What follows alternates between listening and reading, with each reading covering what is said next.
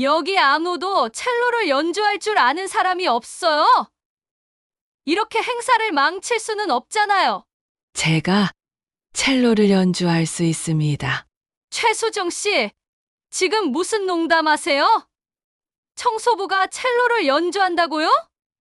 우리 호텔 이름을 망치자는 거예요? 크리스마스가 다가오니 왠지 마음 한구석이 따뜻해지는 밤입니다. 여러분의 일상을 채우는 작은 위로를 선사해 드리려 하는데요. 오늘은 크리스마스의 기적 같은 이야기를 소개해 드리려고 합니다. 이 사연은 서울에서 보내온 최수정님의 이야기인데요. 최수정님은 현재 66세로 서울에 있는 한 고급 호텔에서 청소부로 일하고 계십니다. 지금은 조용히 살아가고 계시지만 젊은 시절 그녀는 무대에서 반짝이던 첼리스트였습니다. 어느 날 크리스마스 사연자님은 사랑하는 배우자를 갑작스럽게 잃는 사고를 겪었고 그 일을 계기로 첼로를 손에서 놓고 말았습니다. 사연자님에게 첼로는 배우자와의 추억이자 더 이상 다가갈 수 없는 슬픔의 상징이 되었죠. 그런 그녀가 크리스마스를 앞둔 올해 예상치 못한 기적을 경험했습니다. 가장 슬프고도 행복한 크리스마스를 보낸 그녀의 이야기는 듣는 이들의 마음까지 울릴 만큼 따뜻하고 감동적이었습니다.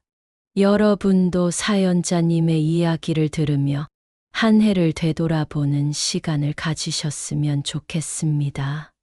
자, 이제 최수정님의 사연을 시작해 보겠습니다. 첼로의 낮은 울림 속에 담긴 크리스마스의 기적 함께 들어보시죠. 안녕하세요. 저는 서울에서 살고 있는 66세 최수정이라고 합니다. 크리스마스가 다가올 때마다 저는 그날의 기억을 떠올리지 않으려고 애를 씁니다. 하지만 반짝이는 트리와 울려 퍼지는 캐럴 소리는 언제나 저를 과거로 데려가곤 하죠. 제가 첼리스트로서 빛나던 시절, 크리스마스는 늘 가장 특별한 날이었습니다. 관객들 앞에서 연주하며 그들의 환호를 받을 때면 저는 세상에서 가장 행복한 사람이었습니다. 그리고 그 시절, 저를 누구보다 사랑해 주었던 사람, 제 남편은 항상 공연장에서 제 곁을 지켜주는 든든한 지원자이자 친구였어요. 크리스마스 공연은 그와 함께하는 소중한 추억의 시간들이기도 했죠. 제가 연주를 마치고 무대 뒤로 들어가면 남편은 미소를 지으며 따뜻한 코트를 걸쳐주곤 했어요. 그 순간들이 지금도 생생히 떠오릅니다. 하지만 어느 해 크리스마스, 저는 그를 영영 잃고 말았습니다. 그날도 저는 크리스마스 연주회 준비로 정신없이 바빴습니다. 리허설이며 의상이며 하나부터 10까지 모두 완벽하게 준비하려고 했었죠. 남편은 그런 저를 위해 아침부터 저녁까지 바쁘게 도와주며 힘을 실어주었습니다. 그런데 제가 마지막 리허설을 하고 있을 때였습니다. 남편은 잠시 외출을 해야 한다며 공연장 밖으로 나갔고 이후로 돌아오지 않았습니다. 그를 기다리며 연습실에서 몇 시간을 보냈습니다. 공연 시간이 다가오자 불안한 마음에 휴대폰을 확인했지만 아무런 연락도 없었습니다. 저는 이상한 예감을 느꼈습니다. 그리고 잠시 후 경찰로부터 전화가 왔습니다. 남편이 교통사고를 당했다는 소식이었습니다. 저는 정신을 차릴 수가 없었습니다. 공연이고 뭐고 전부 잊은 채 병원으로 달려갔지만 이미 세상을 떠났다는 사실을 받아들여야 했습니다. 그날 이후로 저는 첼로를 다시 연주할 수 없었습니다. 첼로는 저를 가장 행복하게 해주었던 악기였지만 동시에 그를 떠올리게 하는 상징이기도 했습니다. 첼로의 선율은 저에게 깊은 슬픔과 죄책감을 불러일으켰고 무대 위에서의 꿈을 완전히 놓아버릴 수밖에 없었죠. 내가 연주에만 몰두하지 않았더라면 남편을 막을 수 있었을 텐데 이 생각은 제 마음을 짓누르며 오랜 시간 저를 괴롭혔습니다. 그렇게 저는 첼로를 내려놓고 무대를 떠났습니다. 화려했던 시절은 제 기억 속에서 점점 멀어졌고 저는 조용히 살아가기로 결심했습니다. 서울의 한 호텔에서 청소부로 일하며 매일 묵묵히 걸레질을 하고 먼지를 닦는 일상이 이어졌습니다. 누구도 저를 알아보지 못했고 저 역시 과거를 숨기고 살아가는 것이 편하다고 느꼈습니다. 하지만 크리스마스만 되면 마음 한구석이 시리게 아팠습니다. 거리에 울려 퍼지는 음악은 저를 과거의 기억 속으로 끌어당겼고 화려한 조명과 캐럴 소리는 마음을 무겁게 했습니다. 그리고 그런 크리스마스가 또다시 다가오고 있었습니다. 이번 크리스마스도 여느 때와 다르지 않게 지나갈 거라 생각했습니다. 호텔에서는 대규모 크리스마스 파티 준비가 한창이었고 저는 매일같이 청소도구를 들고 분주히 움직였습니다. 반짝이는 트리와 화려한 장식들, 여기저기서 들려오는 캐럴 소리는 여전히 제게 부담으로 다가왔지만 일에 몰두하며 외면하기로 했습니다. 그날도 어김없이 아침 일찍 출근해 로비를 닦고 있었습니다. 그런데 연예부 매니저인 이서진 팀장이 저를 불렀습니다. 최수정 씨, 여기 트리 주변 먼지가 그대로예요. 이걸 청소했다고 할 수 있어요? 이 팀장의 날카로운 목소리에 저는 황급히 대답했습니다. 죄송합니다. 금방 다시 닦겠습니다. 이 팀장은 한숨을 내쉬며 팔짱을 끼고 말했습니다. 크리스마스에 호텔 이미지를 망치고 싶으세요? 제대로 일 못하면 그만두는 게 어때요? 몸도 성치 않으면서 왜 일을 하는지 이해가 안 돼. 이 팀장의 말은 매섭게 가슴에 박혔지만 저는 고개를 숙이고 묵묵히 일을 계속했습니다. 그러던 중 호텔 로비에는 점점 긴장감이 돌기 시작했습니다. 크리스마스 파티의 메인 이벤트였던 첼리스트가 예정된 시간에 도착하지 않았기 때문입니다. 행사 당일 로비는 초대받은 VIP 손님들과 기자들로 북적였고 분위기는 이미 잔뜩 고조되어 있었습니다. 하지만 첼리스트가 도착하지 않자 직원들은 서로 웅성거리기 시작했습니다. 차량 사고가 났답니다. 누군가의 목소리가 들려왔습니다. 저는 순간 온몸이 굳어버렸습니다. 눈이 너무 많이 와서 도로에서 미끄러졌다는데 크게 다친 건 아니지만 연주를 할 수 없는 상태라고 합니다. 직원의 말을 들은 이 팀장은 얼굴이 새하얗게 질리더니 분노에 찬 목소리로 소리쳤습니다. 뭐라고요? 크리스마스 파티의 메인 공연이 날아갔다는 거예요? 이게 무슨 일이야? 우리 호텔 이미지는 누가 책임질 건데. 제 손은 청소도구를 쥔 채로 떨리고 있었습니다. 눈 오는 크리스마스 날. 차량 사고로 누군가가 다쳤다는 소식은 제가 애써 잊으려 했던 그날의 기억을 다시 끄집어냈습니다. 그날 역시 한방눈이 내렸고 사랑하는 남편은 크리스마스 공연 중 차가 미끄러지며 사고를 당했던 것입니다. 저는 깊게 숨을 들이쉬며 정신을 붙잡으려 애썼지만 머릿속은 이미 그날로 돌아가 있었습니다. 이 팀장은 화가 난 듯 팔짱을 끼고 오는 직원들에게 소리쳤습니다. 여기 아무도 첼로를 연주할 줄 아는 사람이 없어요. 이렇게 행사를 망칠 수는 없잖아요. 모두가 서로를 바라보며 눈치만 볼 때 제 입에서 믿기 힘든 말이 튀어나왔습니다. 제가 첼로를 연주할 수 있습니다. 순간 연회장이 조용해졌습니다. 이 팀장은 저를 쏘아보며 비웃듯 말했습니다. 최수정 씨, 지금 무슨 농담하세요? 청소부가 첼로를 연주한다고요?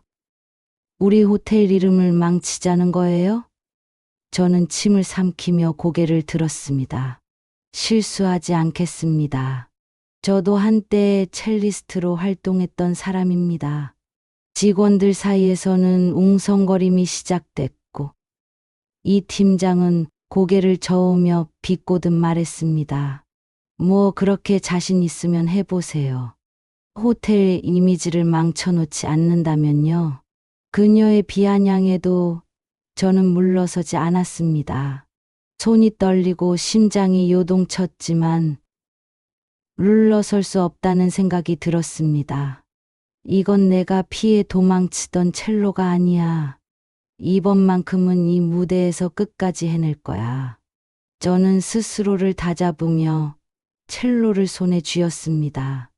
하지만 무대로 향하는 길, 제 머릿속에는 끊임없이 남편의 사고 장면이 떠올랐습니다.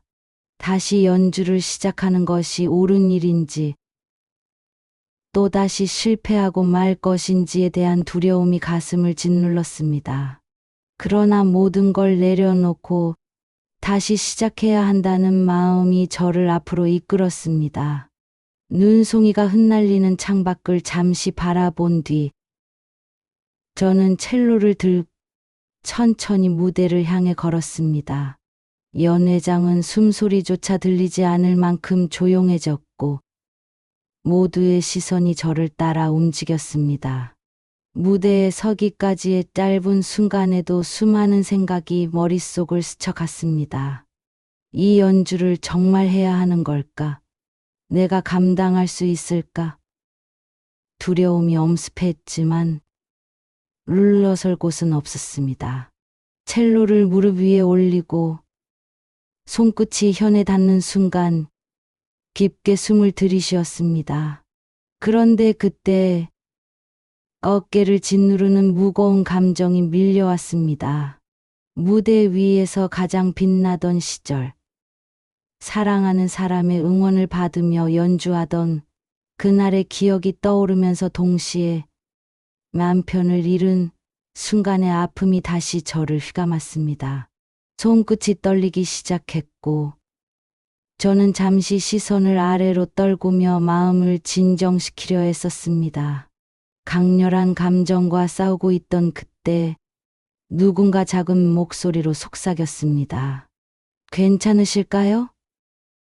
고개를 들어보니 호텔 신임 사장 강도연 씨였습니다. 그는 VIP 테이블에서 조용히 일어나 제 쪽으로 시선을 두고 있었습니다. 그의 따뜻한 눈빛에 묘한 안정감이 느껴졌습니다. 저는 고개를 끄덕이며 대답했습니다. 네, 괜찮습니다. 해보겠습니다. 첫 음이 울려 퍼지자 연회장의 공기가 달라졌습니다. 처음에는 손끝의 떨림 때문에 선율이 불안했지만 점차 익숙한 멜로디가 이어졌습니다.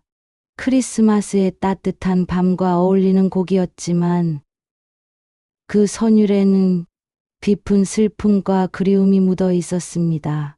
첼로의 울림은 어느새 제 이야기를 대신 말하고 있는 듯 했습니다. 손끝에서 흘러나오는 하나하나가 과거의 상처를 담고 있었습니다. 연주가 이어지면서 저는 과거의 아픔 속에서도 한 가지 사실을 깨닫게 되었습니다. 이 연주는 단순히 나를 위한 것이 아니야. 여기 있는 모두를 위한 거야. 제 마음을 스쳐간 이 생각은 떨리던 손끝을 점차 진정시켰고 연주는 점점 안정되기 시작했습니다. 그리고 어느 순간 눈물이 뺨을 타고 흘러내리는 것을 느꼈습니다. 그것은 더 이상 과거에 머물러 있던 슬픔이 아닌 다시 무대 위에 설 수 있는 용기에 대한 감사의 눈물이었습니다. 하객들은 한동안 말을 잇지 못한 채 첼로의 선율에 빠져들었습니다. 연 회장은 완벽한 침묵 속에서 저를 지켜보며 깊은 감동에 젖어 있었습니다. 한 사람, 두 사람씩 눈물을 닦는 모습이 보였고, 이서진 팀장조차 표정을 굳힌 채 아무 말도 하지 않았습니다. 사람들이 조용히 속삭이는 소리가 들려왔지만, 저는 더 이상 그런 말에 흔들리지 않았습니다. 연주는 절정에 다다랐습니다. 마음속 깊은 곳에서 솟아오르는 감정이 손끝을 타고 첼로로 전해지며 마침내 마지막 음이 울려 퍼졌습니다. 연주가 끝난 순간 저는 첼로를 내려놓고 천천히 고개를 들었습니다. 연 회장은 잠시 정적에 휩싸였지만 이내 누군가가 손뼉을 치기 시작했습니다. 브라보!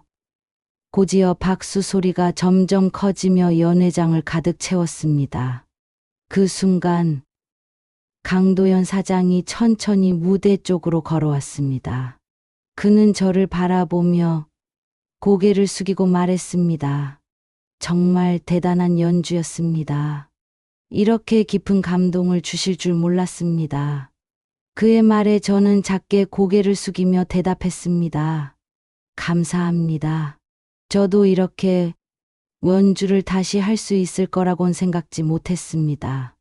그때 강 사장의 시선이 제 귀를 스쳤습니다.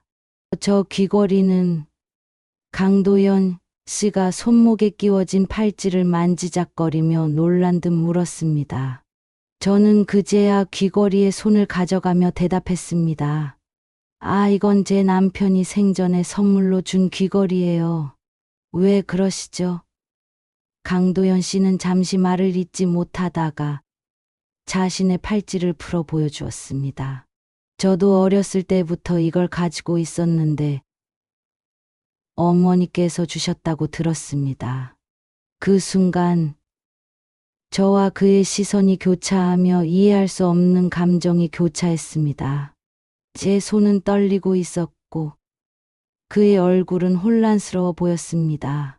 혹시 이 팔찌와 귀걸이가 한 세트라는 걸 아십니까? 그의 말에 저는 깜짝 놀랐습니다.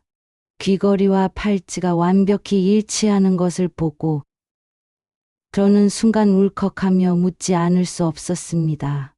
어머니, 강도연 씨의 목소리가 떨리고 있었습니다.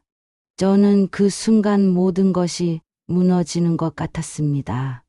그 말이 제게 날카로운 칼날처럼 박혔습니다. 그의 말이 의미하는 바를 이해하는 데는 오랜 시간이 걸리지 않았습니다.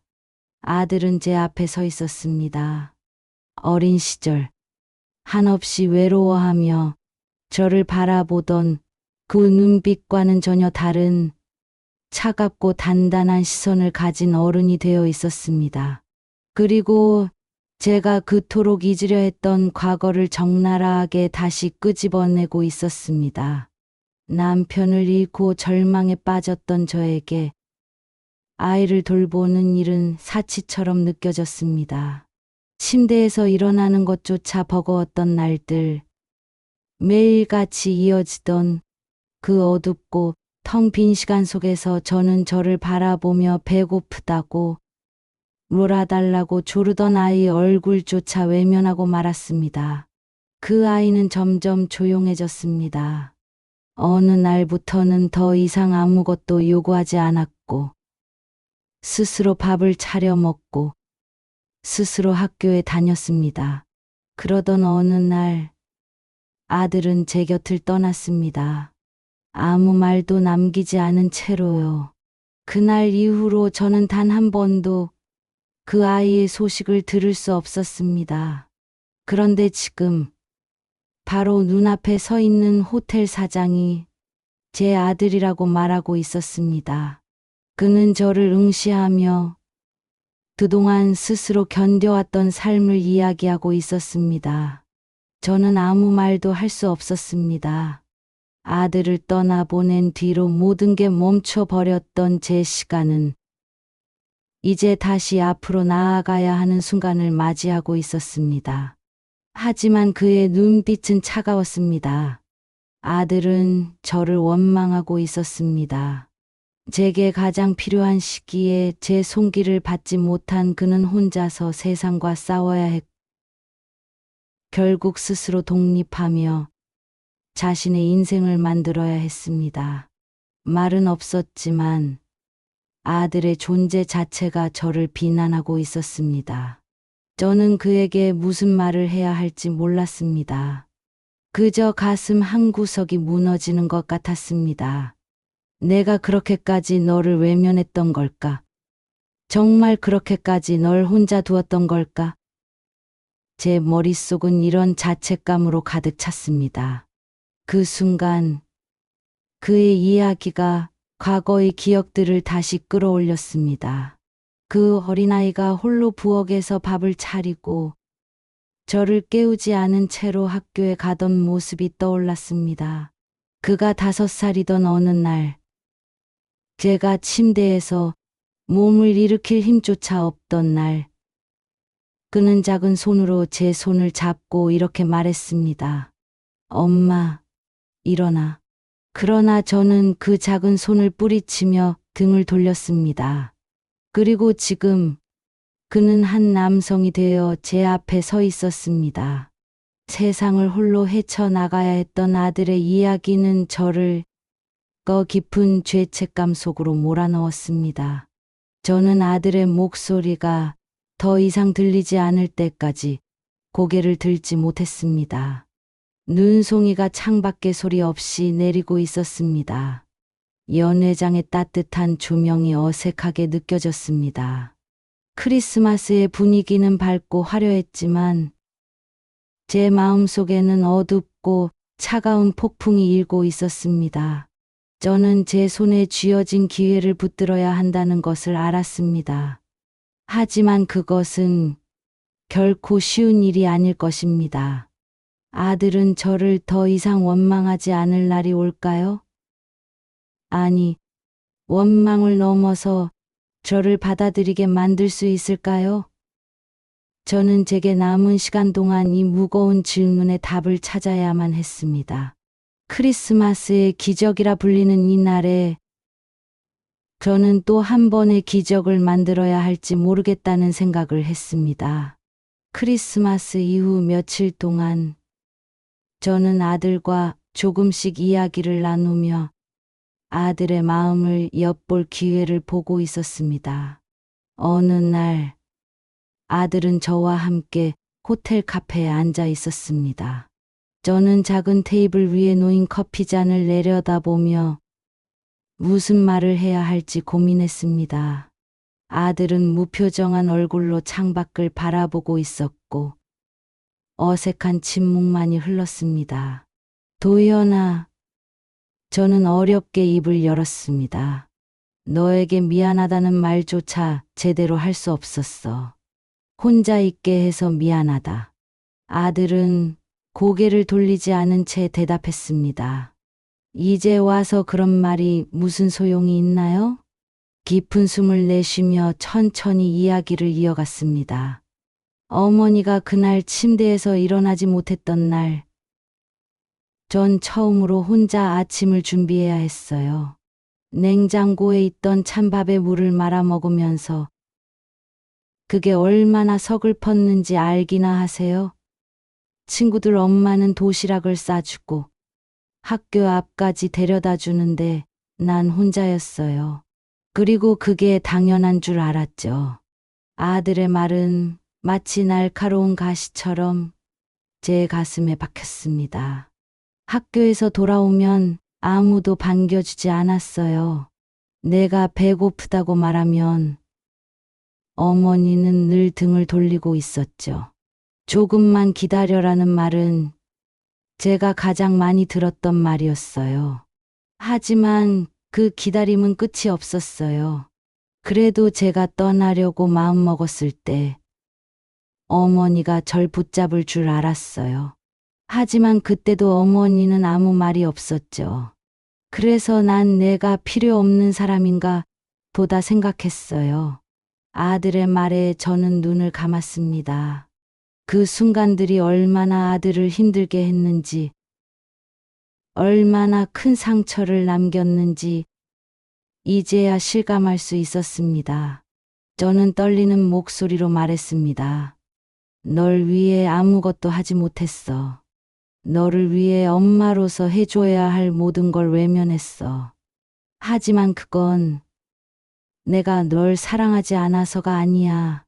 내가 그때 너무 무너져서 아무것도 할 수 없었어. 도연아, 내가 널 잃고 나서 얼마나 널 찾으려 애썼는데, 얘가 내 흔적을 따라 어디로 다녔는지, 얼마나 많은 시간을 너를 찾는데 보냈는지. 아들은 무겁게 숨을 내쉬며 말을 이었습니다. 그걸 알아도 제가 어머니를 용서할 수 있을지 모르겠어요. 저는 아들의 말을 받아들이며 고개를 끄덕였습니다. 너의 결정을 존중한다. 하지만 이제는 너를 포기하지 않을 거야. 그러니 이 어미에게 한 번만 기회를 다오. 아들은 아무 말 없이 자리에서 일어났습니다. 그리고는 잠시 생각할 시간을 주세요라고 말했습니다. 창밖에 눈송이는 하염없이 내리고 있었습니다. 이 작은 대화로 아들의 마음을 붙잡을 수 있을지는 알 수 없었지만, 처음으로 아들과 대화할 기회를 얻었다는 사실에 희망을 품었습니다. 아들과의 관계가 조금씩 나아지고 있던 어느 날, 예상치 못한 일이 발생했습니다. 연회장에서 제가 첼로를 연주했던 영상이 SNS를 통해 급속히 퍼지기 시작한 것이었죠. 처음에는 호텔 청소부의 감동적인 첼로 연주라는 제목으로 사람들의 관심을 끌었지만, 곧 저의 과거와 사연까지 언론의 주목을 받게 되었습니다. 전설적인 첼리스트, 남편의 죽음과 아들의 절연 이후 호텔 청소부로 발견되다 가족의 상처를 딛고 다시 연주를 시작한 그녀의 이야기. 이런 기사 제목들이 곳곳에 등장했고, 댓글 창과 기사 공유는 폭발적으로 증가했습니다. 처음엔 그저 남의 이야기를 들여다보는 듯한 느낌이었습니다. 하지만 곧 현실로 닥쳐왔고, 호텔 내부에서도 이 영상이 화제가 되어 지자들이 호텔로 몰려들기 시작했습니다. 아들은 그 소식을 접하고 바로 저를 찾아왔습니다. 아들의 표정에는 복잡한 감정이 가득했습니다. 어머니, 이건 생각보다 큰일이 될 것 같아요. 아들은 차분히 말했지만 불안해하는 모습이 역력했습니다. 언론이 어머니의 과거를 파헤치기 시작했어요. 이게 호텔 이미지에 어떤 영향을 미칠지 몰라요.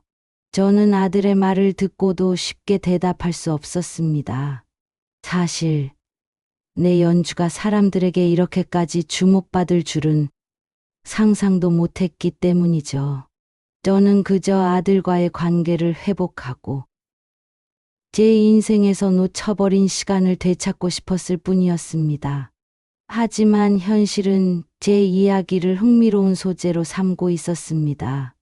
남편의 죽음, 아들과의 단절, 그리고 청소부로 일하며 살아온 시간들까지. 몇몇 기사들은 저를 응원했지만 그 중에는 상처를 건드리는 내용도 있었습니다. 가족을 제대로 지키지 못한 어머니가 이제 와서 다시 등장한다고? 아들에게는 이 모든 게 부담스러울지도 모른다. 그날 저녁, 저는 조용히 혼자 방에 앉아 있었습니다. 창밖에는 여전히 눈이 내리고 있었지만 제 마음속은 더 큰 폭풍이 일고 있었습니다. 이게 정말 내가 원했던 일일까? 저는 스스로에게 물었습니다.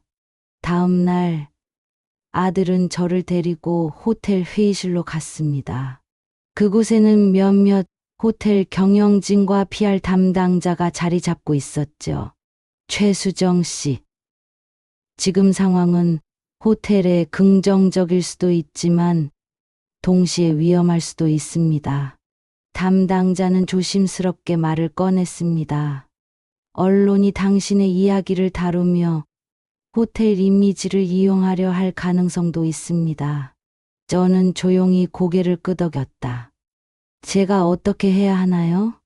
그 순간 아들이 나서서 말했습니다. 어머니, 이건 어머니 혼자 해결하실 문제가 아니에요. 제가 다 해결할게요. 도연아, 내가 너에게 짐이 되지 않았으면 좋겠다.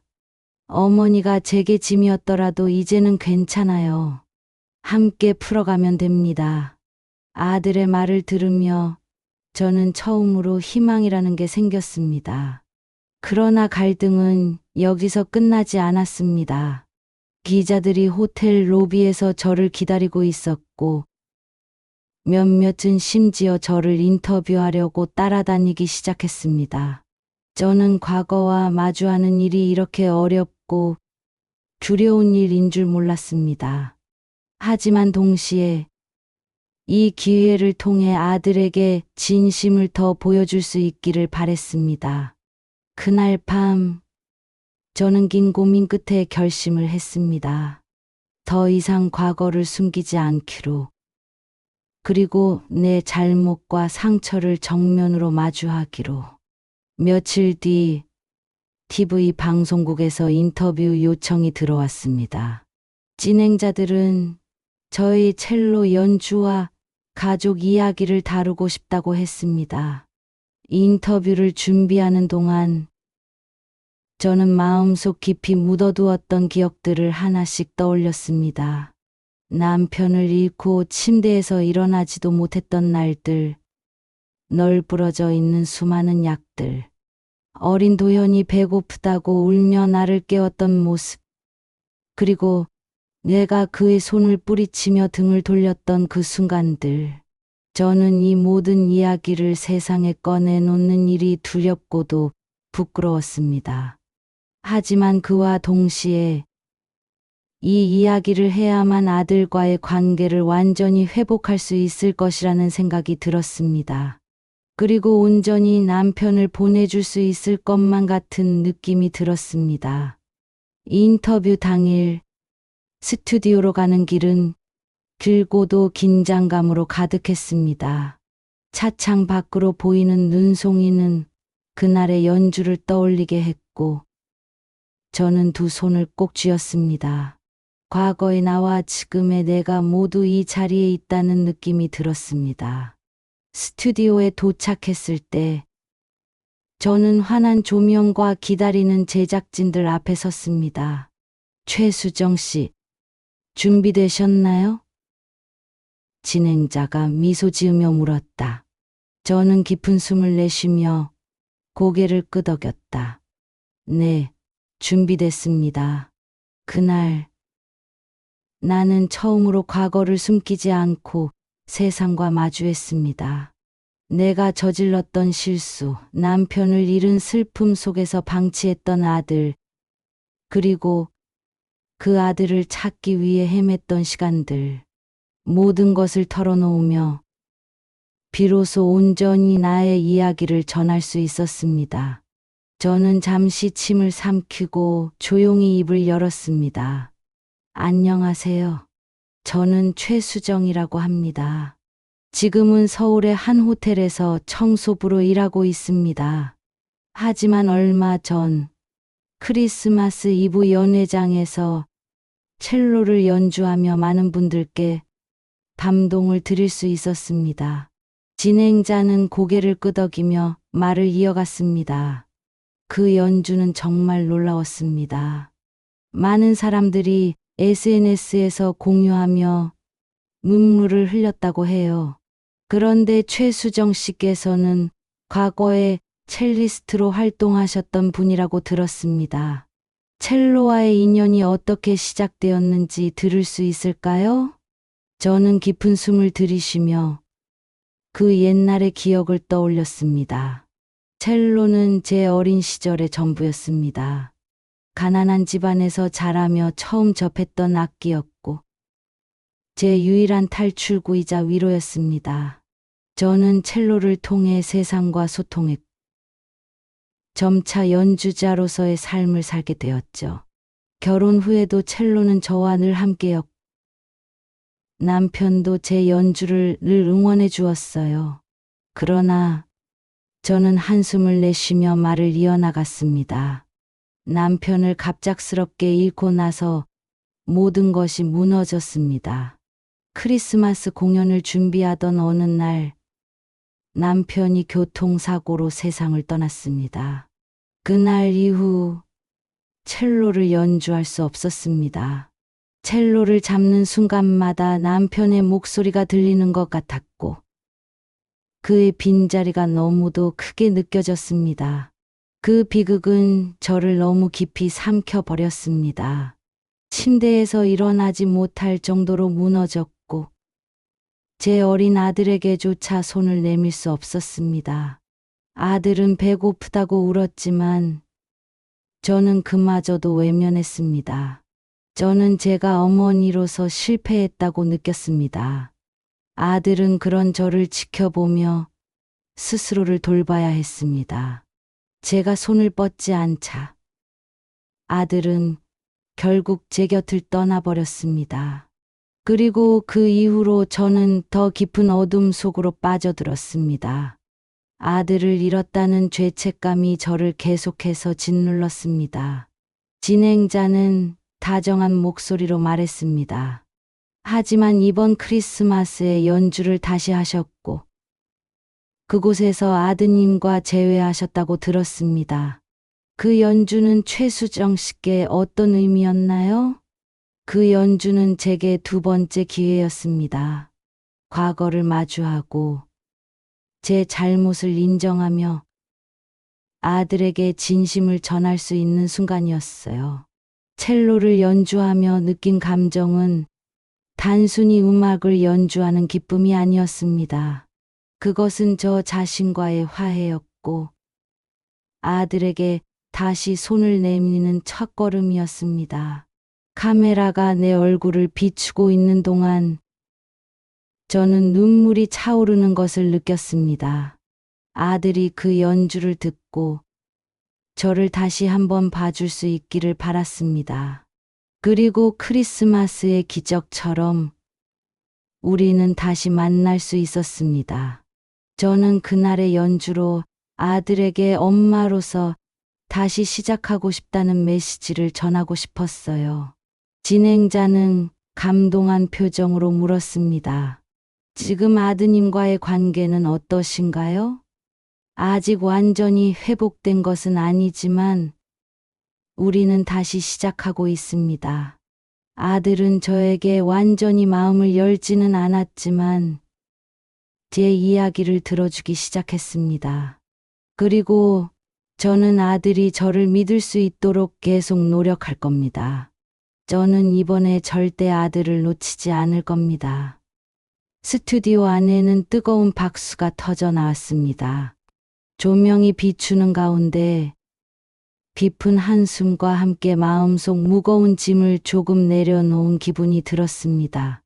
이 인터뷰는 단순히 제 이야기를 전하는 자리가 아니었습니다.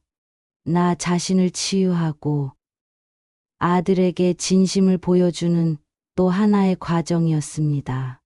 그리고 나는 아들에게, 그리고 세상에 내 이야기를 있는 그대로 전하며 새로운 시작을 꿈꾸고 있었습니다.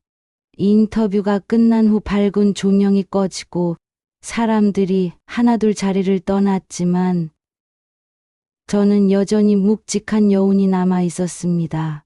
얼마나 시간이 지났을까요? 천천히 자리에서 일어나 스튜디오 출구로 향했습니다.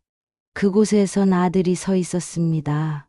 아들은 아무 말 없이 저를 바라보았습니다. 어머니, 정말 대단하셨어요. 제가 어머니를 다시 본 것 같아요. 아들의 말에 저는 눈물이 차올랐습니다. 오랜만에 느끼는 감정이었습니다.